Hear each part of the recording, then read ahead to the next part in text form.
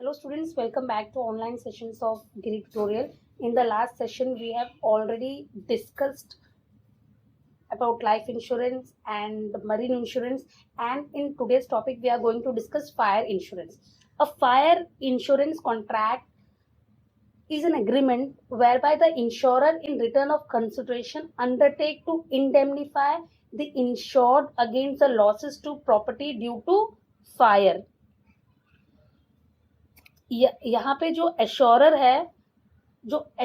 है वो आपको एश्योर कर रहा है आपके गुड्स को इंडेमनिफाई करने के लिए against the losses to property due to fire. यहाँ पे जो भी लॉस है, प्रॉपर्टी को जो भी लॉस हो रहा है ड्यू टू फायर, वो चीजें कवर होती है। Any property which is subject to damage by fire can be insured against fire. The loss due to fire, lightning and explosion is also covered by fire insurance. See, जो भी property है, जो कोई भी property which is subject to damage by fire, जो fire से damage हो सकता है, वो प्रॉपर्टी को आप यहाँ पे कवर कर सकते हो फायर इंश्योरेंस पॉलिसी से। Types of fire insurance policy. First one is valued policy. Under this policy, value of the subject matter of insurance is agreed upon at the time of making a contract. The insurer has to pay specific amount or value irrespective of amount or of loss due to fire. Valued policy is taken for goods whose value become difficult to calculate in case of loss by fire. For example, policy taken for artwork, sculpture, painting, etc. See, this policy is exclusively taken for the goods, you can say taken for the valuable things where it get difficult to calculate the loss in case of loss by fire. It get difficult to calculate the loss after the damage is done. ये policy जो है ये उन goods के लिए, उन valuable goods के लिए होता है जिसका लॉस होने के बाद उसका प्राइस डिसाइड करना, उसका कंपेंसेशन डिसाइड करना बहुत डिफिकल्ट होता है। फॉर एग्जांपल, पेंटिंग्स होती है, एंटिक्स जो चीजें होती है, उसकी वैल्यू, वो डैमेज होने के बाद उसकी वैल्यू आप डिसाइड नहीं कर सकते हो, क्योंकि मार्केट प्राइस जो है वो इट कीप्स ऑन फ्लक्चुएटिंग। उसका वैल्यू जो है वो बाद में डिसाइड करना बहुत डिफिकल्ट होगा। तो ये सारे गुड्स के लिए ये पॉलिसी वैल्यूड पॉलिसी है। You have to decide at the time of getting into the contract, you have to decide the value which has to be paid if the loss occur. आपका loss होने के बाद आपको क्या value पे करनी है वो स्टार्ट में ही कैलकुलेट हो जाता है। तो valued policy is taken for those goods whose value become difficult to calculate in case of loss by fire. जो लॉस होने के बाद जिसका वैल्यू कैलकुलेट करना बहुत डिफिकल्ट होता है, ये पॉलिसी उनके लिए है। For example, policy can be taken for art work, sculptures, painting. Next is average policy. It is policy which contain an average clause. If the subject matter is not insured as per the exact market value or it is undervalued, then the insurer is liable to pay that percentage of loss for which it is insured. For example, if a policy is taken for 1 lakh against the market value of 2 lakh and loss is incurred due to fire is 50,000, then the insurance company will pay 25,000. ये policy में average loss होता है। यहाँ पे subject matter जो रहता है, जो सब्जेक्ट है, वो एग्जैक्ट मार्केट वैल्यू से वो इंश्योर्ड नहीं रहता है, it is under value. Then the insurer is liable to pay the percentage of loss which it is insured. तो ये मार्केट वैल्यू जितना है उतने का ये पॉलिसी लिया हुआ नहीं रहता है। अभी देखो यहाँ पे जो एग्जांपल है, इट इज वेरी सिंपल। आपका जो प्रॉपर्टी है उसकी एग्जैक्ट वैल्यू जो है वो 2 लाख है एंड आपने पॉलिसी लिया है 1 लाख की, मतलब प्रॉपर्टी 2 लाख का है, जिसको आपने जिसका इंश्योरेंस किया है। प्रॉपर्टी 2 लाख की है बट आपने इंश्योरेंस 1 लाख का लिया है। अभी जब आपको लॉस होगा तो एवरेज के हिसाब से आपको पे होगा। The percentage, you can say it will be paid according to the percentage of loss for which it is insured. अभी आपका जो प्रॉपर्टी है 2 लाख का है एंड आपने इंश्योरेंस 1 लाख का किया है, दैट मीन्स आपने 50% इंश्योरेंस किया है। 50% मतलब आपने 50% गुड्स को क्या किया है, इंश्योर किया है। अभी ऐसे केस में अगर ऐसे केस में आपको लॉस होता है 50,000 का, तो इसका 50% आपको पे होगा। मतलब लॉस 50,000 का है तो इंश्योरेंस कंपनी विल पे ₹25,000। मतलब यहाँ पे जो गुड्स है एवरेज क्लॉज की वजह से जितना परसेंटेज से आपने उसको कवर किया है उतने परसेंटेज से ही वो आपको मिलेगा। मतलब अगर आपका लॉस 25,000 हो रहा है तो आपको उसका हाफ मिलेगा, और यहाँ पे 50,000 लॉस हुआ है तो आपको मिला है 25,000। मतलब आपका गुड्स, आपका जो प्रॉपर्टी है 2 लाख का है, उसकी value is 2 lakh and you have taken policy for ₹1 lakh. 2 lakh का प्रॉपर्टी है, पॉलिसी आपने 1 लाख के लिए है, तो मतलब आपने 50% जो है वो उसको इंश्योर किया है। तो जब आपको लॉस होगा तो उसका 50% क्या होगा, कवर होगा।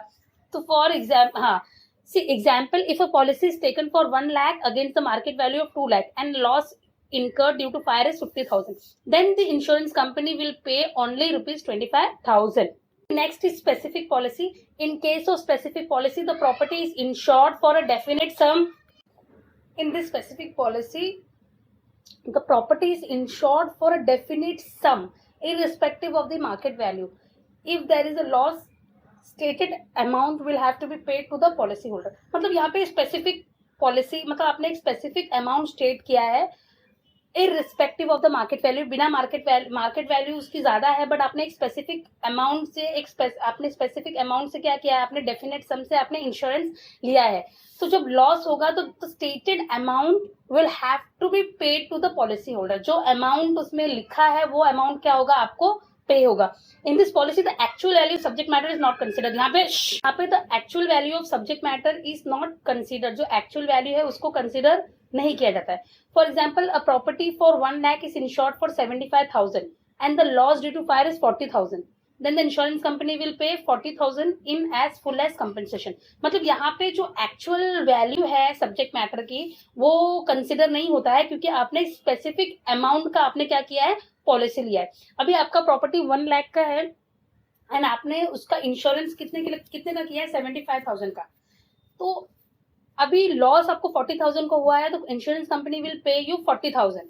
एंड अगर लॉस 80,000 का होगा, तो अगर समझो लॉस आपका ज्यादा का हुआ है, तो इन दैट केस जो एक्चुअल वैल्यू है कंपनी उसको कंसीडर नहीं करेगी। आपका 75,000 का जो पॉलिसी है, आपको 75,000 ही कंपनी क्या करेगी, पे करेगी। Is it very clear? अब आपके जो प्रॉपर्टी की जो वैल्यू है, जो सब्जेक्ट मैटर है, वो कंसिडर नहीं है। यहाँ पे आपने एक स्पेसिफिक डेफिनेट सम आपने क्या किया, उससे आपने इंश्योरेंस लिया है। तो जब आपको लॉस होगा तो आपको वही अमाउंट क्या होगा, पे होगा। मतलब आपका समझो यहाँ पे एग्जांपल दिया है, प्रॉपर्टी आपका 1 लाख का है एंड आपने इंश्योरेंस 75,000 का ही लिया है। तो जब आपको लॉस होगा 40,000 का, तो कंपनी आपको पूरा 40 देगी। अगर आपको लॉस होता है 50,000 का, तो कंपनी आपको पूरा 50,000 पे करेगी। बट इन केस अगर आपको लॉस 75,000 से ज्यादा होता है, तो in that case also company will pay only 75,000 to you. तो क्योंकि इसमें आपका जो प्रॉपर्टी का जो वैल्यू है, एग्जैक्ट वैल्यू है, वो कंसिडर नहीं किया जाता है। Next is floating policy. This policy can be taken for the goods which are lying at different location or godown or warehouse. Since the quantity of goods lying at different location fluctuate from time to time, it becomes difficult for the owner to take specific policy. So businessman or trader take fluctuating policy. Such policy is taken for one sum, one premium for goods lying at different places. अभी यहाँ पे I'll give you one example. आपके अलग अलग godowns हैं जहाँ पे आपके गुड्स स्टोर होते हैं। आपके गुड्स मतलब अलग अलग गोडाउन्स है, वेयर हाउसेज है, जहाँ पे आपके गुड्स स्टोर्ड है। अभी आपका जो गुड्स का जो अमाउंट है वो फ्लक्चुएट होता रहता है। ये गोडाउन से आपका गुड्स दूसरे गोडाउन में शिफ्ट हो गया, तो ये बहुत डिफिकल्ट हो जाता है कि कैलकुलेट करना कि कितना, मतलब कहाँ पे कितना गुड्स आपका है। तो आपका जो गुड्स है वो डिफरेंट लोकेशन में है एंड वो फ्लक्चुएट होता है, क्योंकि आप एक जगह से दूसरी जगह पे आप क्या करते हो, गुड्स को सेंड करते हो, ट्रांसफर करते हो। तो यहाँ पे ओनर के लिए बहुत डिफिकल्ट होता है सबके लिए अलग अलग पॉलिसी लेने के लिए। तो यहाँ पे जो बिजनेसमैन है, ट्रेडर है, वो फ्लक्चुएटिंग पॉलिसी लेता है। such policy is taken for one sum, one premium for goods lying at different places. तो एक पॉलिसी में एक ही प्रीमियम में आपका जो अलग अलग लोकेशन में जो आपके गुड्स है वो सब क्या होंगे, सिक्योर हो जाएंगे एक प्रीमियम में एंड इन वन पॉलिसी. मतलब आपका जो गुड्स है अलग अलग लोकेशंस पे है, अलग अलग वेयर हाउसेस में स्टोर है, वो सब under one policy is secured. Now next is access policy. When the value of goods or stock fluctuate, then access policy may be taken by insured apart from normal policy. The insured will take two policy. अभी यहाँ पे आपका जो goods है, stock है, वो fluctuate होता है. उसका जो amount है, उसका जो value है, amount है, वो fluctuate होता है. तो यहाँ पे instead of taking one policy आप दो policies लेते हो. One policy for the amount below which the value of stock does not fall. यहाँ पे instead of taking one policy आपने दो पॉलिसी ली है. एक पॉलिसी जिसकी जो लिमिट है उससे नीचे आपका अमाउंट जो है, आपका जो गुड्स की वैल्यू है वो कभी फॉल नहीं होती. मतलब उसके वो अगर कम भी होगा तो उतना ही होगा, उससे नीचे नहीं होता. तो आप एक पॉलिसी वो अमाउंट का लेंगे. Another policy to cover the excess value by which the price of goods fluctuate. और जो दूसरा है वो जो फ्लक्चुएट जो अमाउंट होता है उसका लेंगे. भाई एग्जाम्पल देखो, if the value of stock ranges between 1,50,000 and ₹2 lakh, then one policy is taken for 1,50,000 and another policy excess amount is 50,000. से आपका जो गुड्स है, मतलब आपका जो भी वैल्यू जो आपका गुड्स है उसका जो वैल्यू है वो 1,50,000 से 2 लाख के रेंज में होता है. मतलब अगर वो बहुत कम होगा तो 1,50,000 तक वो आता है, एंड अगर वो फ्लक्चुएट होगा तो 2 लाख तक उसकी अमाउंट जाती है. तो मतलब क्या है, तो आप यहाँ पे दो पॉलिसी लोगे, एक मिनिमम अमाउंट का. तो मिनिमम अमाउंट कितना है, 1,50,000 मिनिमम अमाउंट है. और दूसरा जो पॉलिसी है वो आप लोगे 50,000 का, वो फ्लक्चुएटिंग अमाउंट का, जो मतलब जो फ्लक्चुएट जितना होता है. तो यहाँ पे instead of taking one policy you are taking two policies. One policy for the amount below which the value of good does not fall. एक पॉलिसी जिसके नीचे आपका गुड्स है उसके नीचे फॉल नहीं होता है. And another policy to cover the excess value by which the price of goods fluctuate. और दूसरा जो पॉलिसी है वो एक्सेस वैल्यू के लिए है. See, this is a type of policy where the insurer undertake to replace the property of goods lost by fire. In this policy, instead of paying compensation for the property lost by fire, the property is replaced. While paying the compensation, the depreciation amount of the policy is not taken into consideration. The rate of premium is higher in reinstatement policy. See, here in this policy, instead of paying compensation for the property lost by fire, यहाँ पे instead of paying compensation, the property is replaced. यहाँ पे आपको compensation नहीं मिलता है, आपको replacement मिलता है. मतलब instead of paying compensation, the property is replaced by the insurance company. और while the paying the compensation, वो लोग depreciate amount of policy is not considered. And the rate of premium is higher in restrictment policy. ये जो policy लेते, ये अगर आप policy लेते हो तो इसका रेट ऑफ प्रीमियम जो है कंपेयर टू अदर्स वो बहुत ज्यादा हाई होता है. यहाँ पे कंपेंसेशन पे नहीं होता है. यहाँ पे जो प्रॉपर्टी है वो रिप्लेस हो जाती है. Next is comprehensive policy. Normally, a fire insurance policy does not cover losses due to riots, war, etc. However, this policy covers a lot of risk under single policy. The risk may be loss of goods due to fire, explosion, earthquake, floods, etc. So, ये जो policy है यहाँ पे जो risk है वो मतलब अलग अलग तरीके का जो रिस्क है वो एक ही पॉलिसी के अंडर कवर होती है. अभी यहाँ पे स्पेसिफिकली बोला गया है कि it does not cover losses due to riots, war से अगर कुछ लॉस होता है एंड दंगे फसाद से कुछ लॉसेस होते हैं तो ये उनको कवर नहीं करता. जो अदर रिस्क है, for example loss due to fire, loss due to floods, तो ये रिस्क जो है वो कवर होता है कॉम्प्रिहेंसिव पॉलिसी में. See, next is consequential loss policy. The fire insurance is originally purchased to indemnify the material loss only. The intangible interest was not indemnified.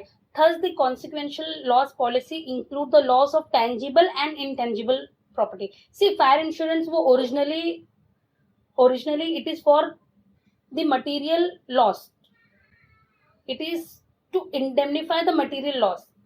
But ये जो पॉलिसी है यहाँ पे, in this policy it include the loss of tangible and intangible property.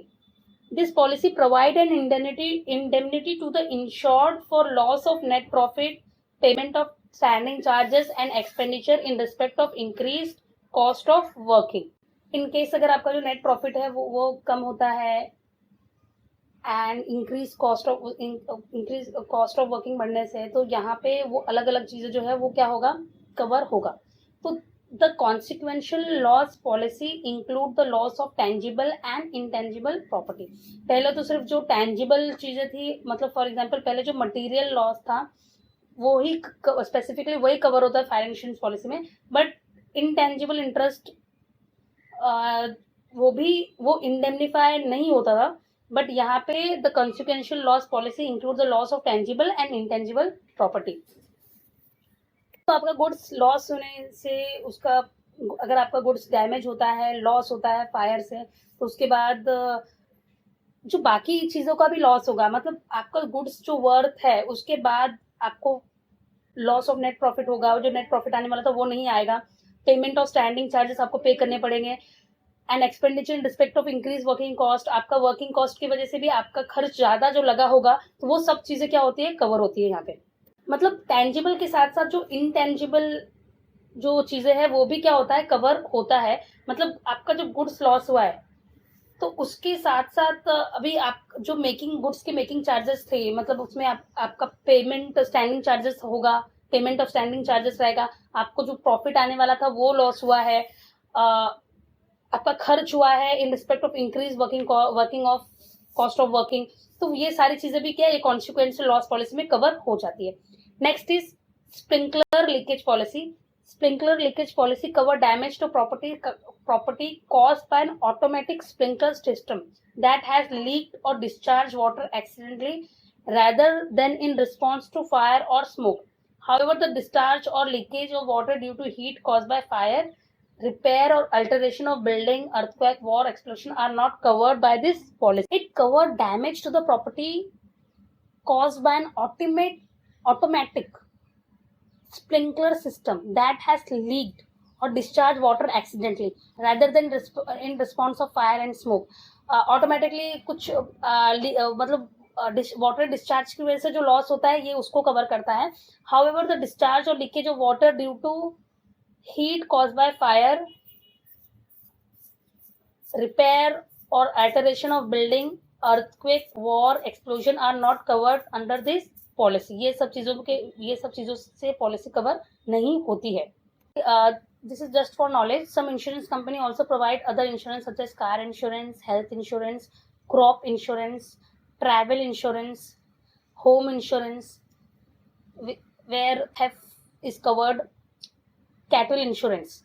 These are the other insurance which is provided by the company. So with this I would like to end this session. Thank you so much. Hello students, welcome back to online sessions of Greek tutorial. In the last session we have already discussed